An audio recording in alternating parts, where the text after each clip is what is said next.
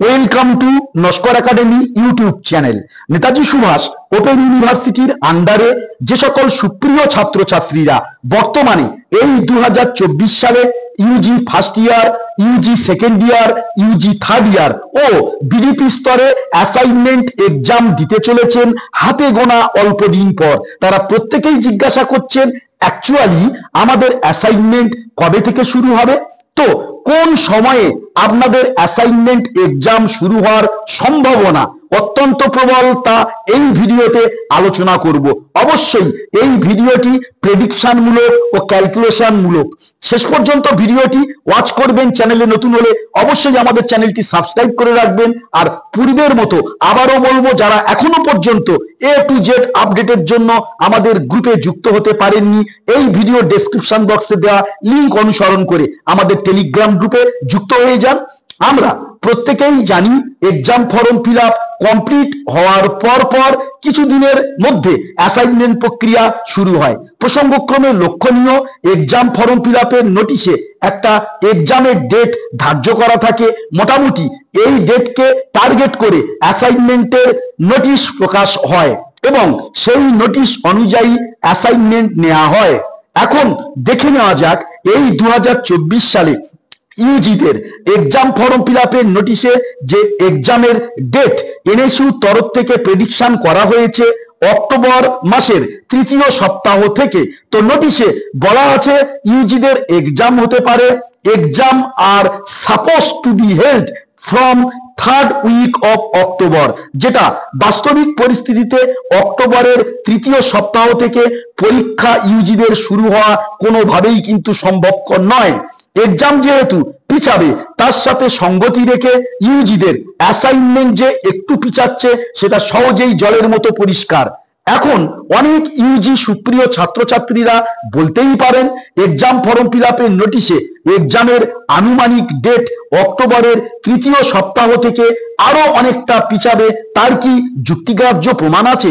তার উত্তরে বলি, আমরা সেপ্টেম্বর মাসের একেবারে শেষ সপ্তাহে, ফলে সেপ্টেম্বর মাসটা যদি আমরা বাদ দিই তাহলে অক্টোবরের তৃতীয় সপ্তাহে যদি পরীক্ষা হয় তাহলে হিসাব অনুযায়ী 21 দিন পর থেকে ইউজিদের পরীক্ষা শুরু হচ্ছে, যেটা কার্যত 100% অসম্ভব।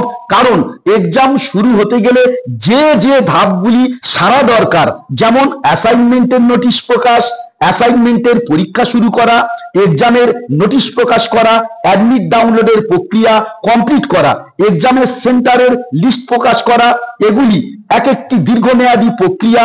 ফলে মাত্র 21 দিনের মধ্যে এই কাজগুলি সেরে এক্সাম ফর্ম ফিল আপের নোটিশ অনুযায়ী অক্টোবর মাসের তৃতীয় সপ্তাহ থেকে পরীক্ষা নেওয়া একেবারেই সম্ভবপর হচ্ছে না কোনোভাবেই। তো অবশ্যই ক্যালকুলেশন করে আমি বুঝিয়ে দিলাম। এবারে আসি, এক্সামের সাথে তাল রেখে অ্যাসাইনমেন্ট পিছাবে সেটা কতকগুলি ক্যালকুলেশনের মাধ্যমে তুলে ধরার আমি চেষ্টা করছি। অ্যাসাইনমেন্ট এই সেপ্টেম্বরে হবে না অক্টোবরে হবে না নভেম্বর মাসে হবে? প্রথমেই আসি সেপ্টেম্বর মাসের কথায়। কিন্তু সেপ্টেম্বরের মধ্যে আর অ্যাসাইনমেন্ট শুরু হওয়ার একেবারেই সম্ভাবনা না, কারণ সেপ্টেম্বর মাসের একেবারেই শেষে আমরা দাঁড়িয়ে আছি। এবারে আসি অক্টোবর মাস প্রসঙ্গে। অক্টোবর মাসের প্রথমের দিকে ও দুর্গাপূজা শুরুর আগে কি কোনোভাবেই অ্যাসাইনমেন্ট সম্ভব? তো আপনাদের জানিয়ে রাখি, এটা সম্ভবপর করতে গেলে আজকালের মধ্যে অ্যাসাইনমেন্টের নোটিশ প্রকাশ করতে হবে। ধরা যাক যদি 26শে সেপ্টেম্বর বা 27শে সেপ্টেম্বরে যদি ইউজি অ্যাসাইনমেন্টের নোটিশ প্রকাশ হয়, তাহলে তার এক সপ্তাহ পর থেকে আনুষ্ঠানিকভাবে অ্যাসাইনমেন্ট শুরু হবে। অর্থাৎ 4 অক্টোবর তারিখ থেকে অ্যাসাইনমেন্ট শুরু হবে, চলবে এক সপ্তাহ যাবৎ। সেই ক্যালকুলেশনে দুর্গাপূজার মহাসপ্তমী 10ই অক্টোবরে অ্যাসাইনমেন্ট শেষ হবে। তবে 10 অক্টোবরের মধ্যে অ্যাসাইনমেন্ট শুরু ও শেষ হওয়া সম্ভবপর নয়। এর কারণ ষষ্ঠী থেকে কার্যত দুর্গাপূজা শুরু হয়ে যাচ্ছে, আর সপ্তমী মানে ভরা পূজা, যেটা আনন্দ অনুষ্ঠানের প্রকাশ বলা যেতে পারে।